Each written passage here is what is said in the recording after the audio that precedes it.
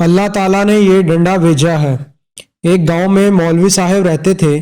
مولوی صاحب کا کوئی دوسرا ذریعہ آمدن نہ تھا۔ گاؤں میں رہتے ہوئے گزارا بہت مشکل تھا۔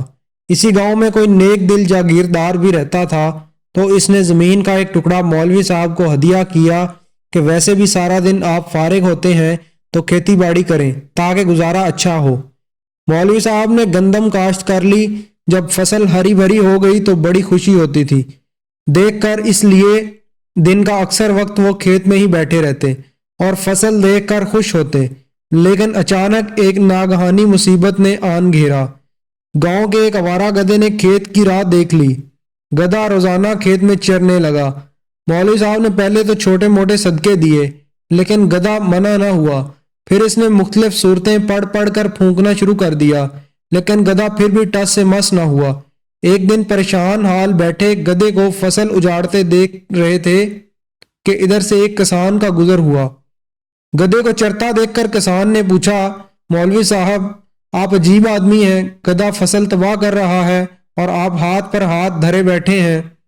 مولوی صاحب نے عرض کیا کہ جناب، ہاتھ پر ہاتھ دھرے کہاں بیٹھا ہوں، ابھی تک ایک مرغی اور بکری کے بچے کا صدقہ دے چکا ہوں اور کل سے آدھا قرآن شریف بھی پڑھ کر پھونک چکا ہوں، لیکن گدھا ہٹتا ہی نہیں۔